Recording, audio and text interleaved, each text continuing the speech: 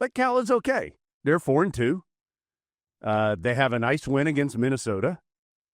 They have a nice win at Boston College. Their latest game, they lost to Duke 45-21. This is a game Cal led 14-0 and 21-7, and then lost 45-21. They have a really talented freshman, Jaron Kiave Songapolatele. And he's good. 6'3", 225, left-handed, big, strong arm. He's good. He will throw some picks. He has 7 of them, which is the most in the ACC, because he's a freshman and he's got a big, strong arm, and he trusts it, and sometimes he trusts it too much, and that's a development of a good young player. But he can make stuff happen.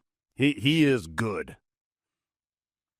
They have some solid skill guys. Tron Grizel is a good big wide. He's 6'4", 205 pounds. They like to just kind of throw it up, and he goes and gets it, and he's good at it. He's good at getting 50-50 balls. Jacob DeJesus, a UNLV transfer. He's only listed at 5'7", little guy. I mean, Adam would be impressed, but sounds imposing to me. He's a really good return guy, and they try to find different ways to get him the ball. Their tight end, Mason Minnie, who's a transfer from Idaho, he's been really good. Already has nearly 30 catches on the season. Had a game-winning 51-yard touchdown against BC late in the game. Their leading rusher is a state transfer. You probably remember the name, Kendrick Raphael.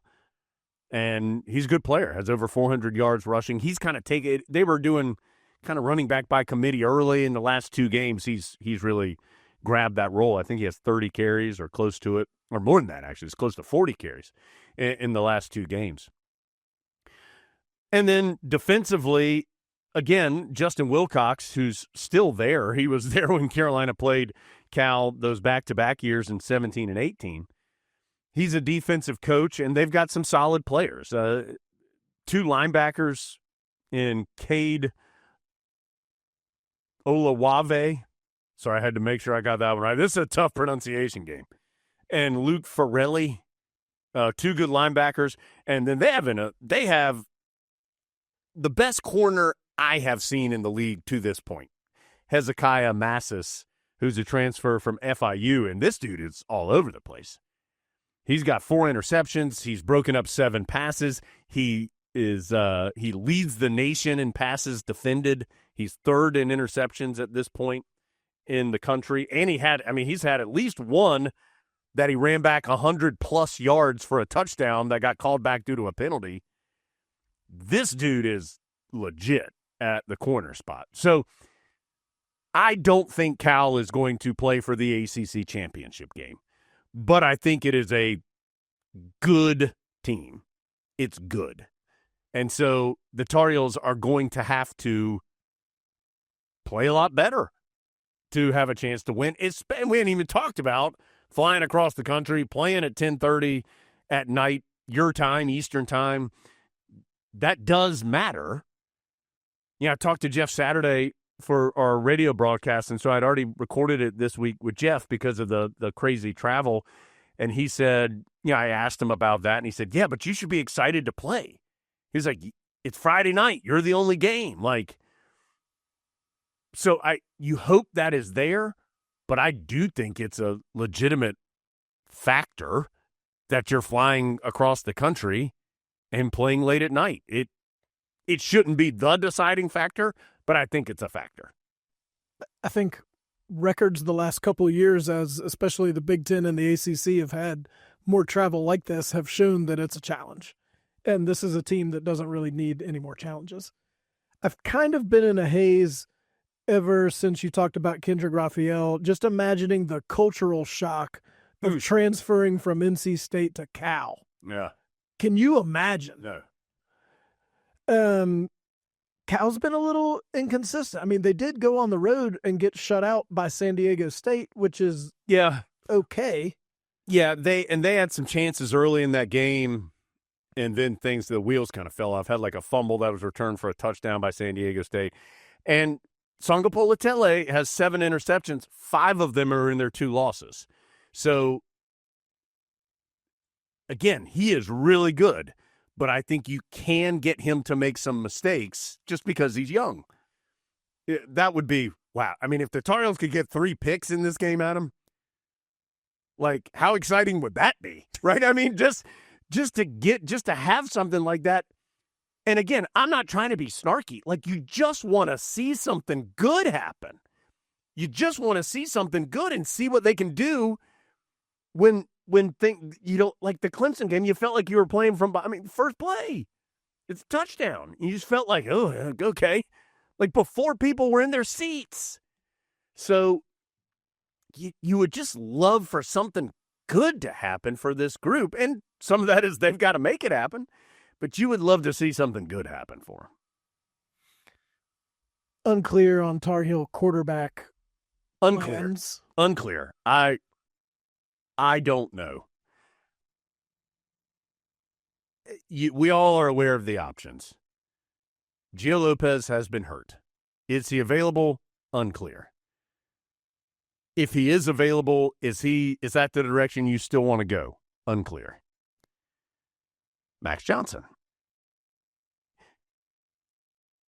Like, if Max Johnson was the quarterback in 2018, Adam, like, I think you're okay.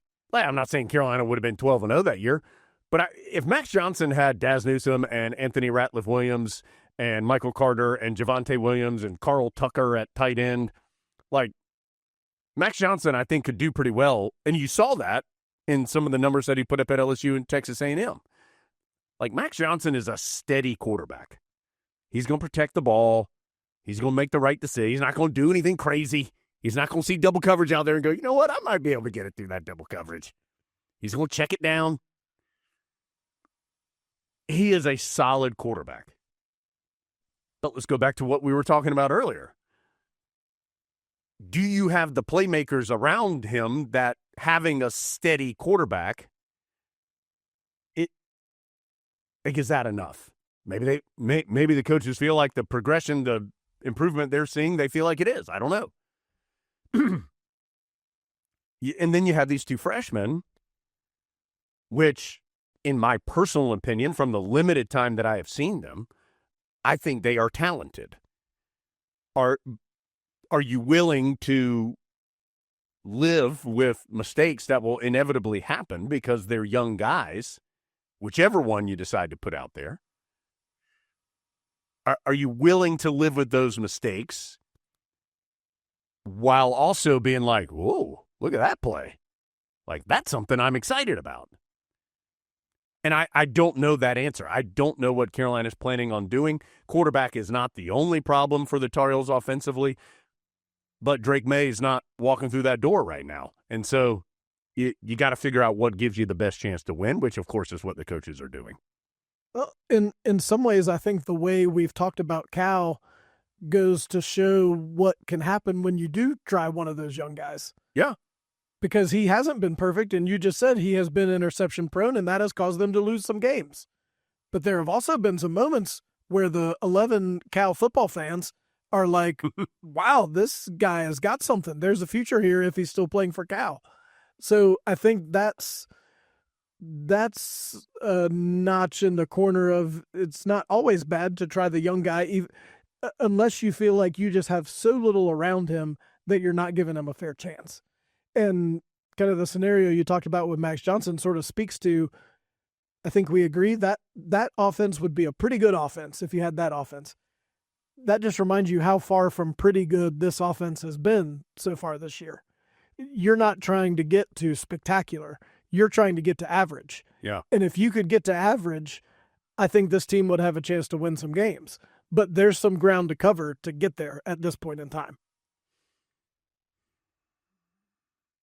10:30 Friday night. Tar Heels are actually not coming back until Saturday, and not just because of the clock. They are spending the night after the game in California and then coming back on Saturday morning, but by the time the time changes, due back in the evening on Saturday night.